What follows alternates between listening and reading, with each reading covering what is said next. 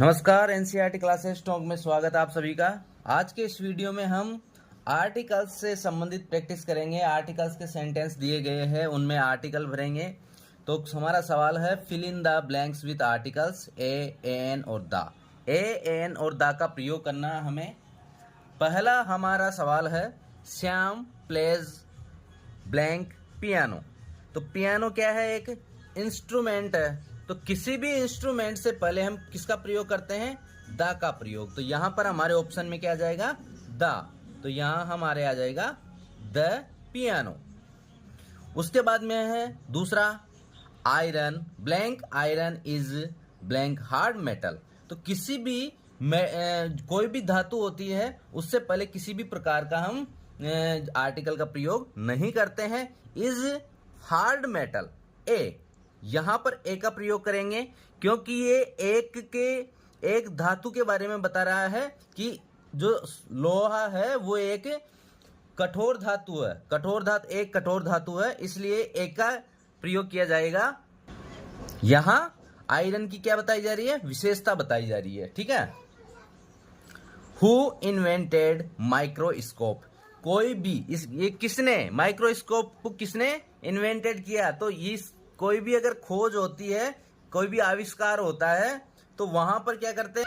वहां प्रयोग करते हैं आर्टिकल में द का। The microscope. Who invented the microscope. अगला सेंटेंस है Delhi blank Delhi is blank beautiful city. किसी भी शहर के नाम से आगे हम आर्टिकल नहीं लगाते हैं। किसी भी शहर के नाम से पहले हम आर्टिकल नहीं लगाते हैं।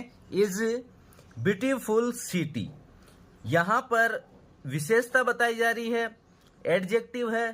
तो एक क्या है? सुंदर शहर है। तो इससे पहले हम क्या लगाएंगे? आर्टिकल में ए का प्रयोग करेंगे। आर्टिकल ए का प्रयोग करेंगे। यहां पर विशेषता बताई गई है, एडजेक्टिव है, इसलिए एडजेक्टिव में क्या है? Beautiful. A beautiful city. This man is blank second Hitler. यहां पर ये किसी आदमी को हिटलर से संबंधित या हिटलर जैसा बताया गया है। तो किसी भी व्यक्ति को अगर दूसरे व्यक्ति जैसा बताया जाता है तो वहां पर आर्टिकल ए का प्रयोग किया जाता है। मतलब हिटलर के समान बताया गया है। तो किसी भी व्यक्ति की अगर किसी दूसरे व्यक्ति से तुलना की जाती है, महान व्यक्ति हो या फिर वो कोई भी अपराधी हो या कोई किसी प्रकार का हो, तो उसके पहले यहां पर आर्टिकल ए का प्रयोग करते हैं। I meet him at blank church.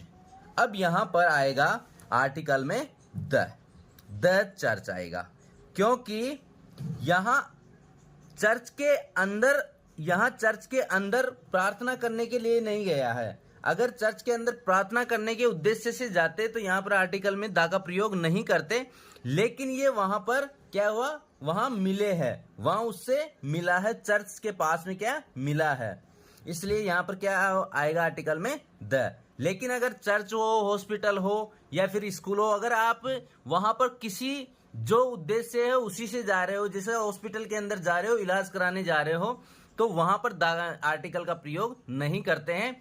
लेकिन ये चर्च के पास क्या है? ये मिलने गया है, इसलिए यहां पर आर्टिकल में किसका प्रयोग करेंगे? चर्च से पहले द का। अगला हमारा सेंटेंस है he is blank student of mathematics. Student है, स्टूडेंट से पहले यहां हिंदी ये जो उच्चारण है इसका साउंड है जो कॉन्सोनेंट के समान है। तो स्टूडेंट से पहले यहां पर क्या आ जाएगा? ए।